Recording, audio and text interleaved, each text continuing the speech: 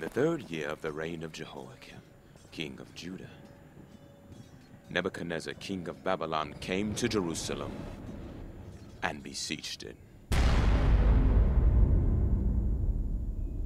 And the Lord gave Jehoiakim, king of Judah, into his hands, with some of the articles of the house of God, which he carried into the land of Shinar, to the house of his God. And he brought the articles into the treasure house of his God. Then the king instructed Ashpenaz, the master of his eunuchs, to bring some of the children of Israel, and some of the king's descendants, and some of the nobles, young men, on whom there was no blemish, but good-looking, gifted in all wisdom, possessing knowledge and quick to understand, who had ability to serve in the king's palace, and whom they might teach the language and literature of the Chaldeans. And the king appointed for them a daily provision of the king's delicacies, and of the wine which he drank, and 3 years of training for them, so that at the end of that time they might serve before the king. Now from among those of the sons of Judah were Daniel, Hananiah, Mishael, and Azariah. To them the chief of the eunuchs gave names. He gave Daniel the name Belshazzar, to Hananiah, Shadrach, to Mishael, Meshach, and to Azariah, Abednego. But Daniel purposed in his heart that he would not defile himself with the portions of the king's delicacies, nor with the wine which he drank. Therefore he requested of the chief of the eunuchs that he might not defile himself. My lord, we know that you mean well in providing food for us, but it is against our custom to partake in these delicacies you have prepared for us, and we must deny your request to eat it. Now God had brought Daniel into the favor and goodwill of the chief of the eunuchs. And the chief of the eunuchs said to Daniel, I fear my lord the king, who has appointed your food and drink. For why should he see your faces looking worse than the young men who are your age? Then you would endanger my head before the king. And Daniel said, Please test your servants for 10 days, and let them give us vegetables to eat and water to drink. Then let our appearance be examined before you, and the appearance of the young men who eat the portion of the king's delicacies. And as you see fit, so deal with your servants. Very well. 10 days. At the end of the 10 days, their features appeared better and fatter in flesh than all the young men who ate at the portions of the king's delicacies. Thus the steward took away their portions of delicacies and the wine that they were to drink, and gave them vegetables. As for these 4 young men, God gave them knowledge and skill in all literature and wisdom. And Daniel had understanding in all visions and dreams. Now at the end of the days, when the king had said that they should be brought in, the chief of the eunuchs brought them in before Nebuchadnezzar. I am very pleased, Ashpenaz. They are all great in stature and healthy. Thank you, your eminence. But these 3 here, they seem to be above all the rest. Very fine work, Ashpenaz. And in all matters of wisdom and understanding about which the king examined them, he found them 10 times better than all the magicians and astrologers who were all in his realm.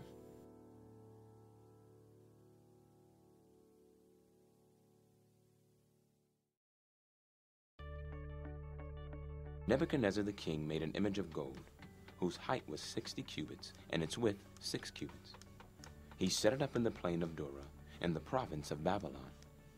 And King Nebuchadnezzar sent word to gather together the satraps, the administrators, the governors, the counselors, the treasurers, the judges, the magistrates, and all the officials of the provinces, to come to the dedication of the image which King Nebuchadnezzar had set up.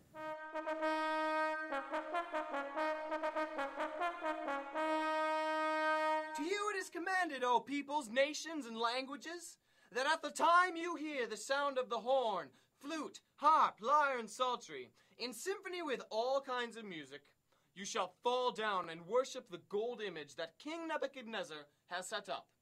And whoever does not fall down and worship shall be cast immediately into the midst of the burning fiery furnace. So at that time, when all the people heard the sound of the horn, flute, harp, and lyre, and symphony with all kinds of music, all the people, nations, and languages fell down and worshipped the gold image which King Nebuchadnezzar had set up. Therefore at that time certain Chaldeans came forward and accused the Jews. They spoke and said to King Nebuchadnezzar, O king, live forever. You, O king, have made a decree that everyone who hears the sound of the horn, flute, harp, lyre, and psaltery, and symphony with all kinds of music, shall fall down and worship the gold image.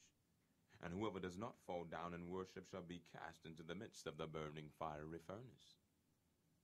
There are certain Jews whom you have set over the affairs of the province of Babylon, Shadrach, Meshach, and Abednego. These men, O king, have not paid due regard to you. They do not serve your gods or worship the gold image which you have set up. Then Nebuchadnezzar, in rage and fury, gave the command to bring Shadrach, Meshach, and Abednego. So they brought these men before the king. Is it true, Shadrach, Meshach, and Abednego, that you do not serve my gods or worship the gold image which I have set up?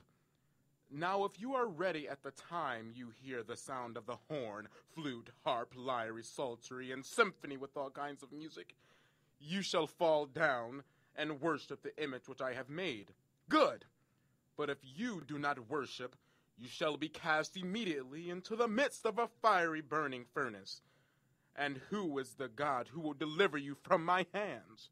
Shadrach, Meshach, and Abednego answered and said to the king, O Nebuchadnezzar, we have no need to answer you in this matter. If that is the case, our God whom we serve is able to deliver us from the burning fiery furnace, and he will deliver us from your hand, O king. But if not, let it be known to you, O king, that we do not serve your gods, nor will we worship the gold image which you have set up. Then Nebuchadnezzar was full of fury, and the expression of his face changed towards Shadrach, Meshach, and Abednego. He spoke and commanded that they heat the furnace 7 times more than it was usually heated. And he commanded certain mighty men of valor who were in his army to bind Shadrach, Meshach, and Abednego, and cast them into the burning fiery furnace.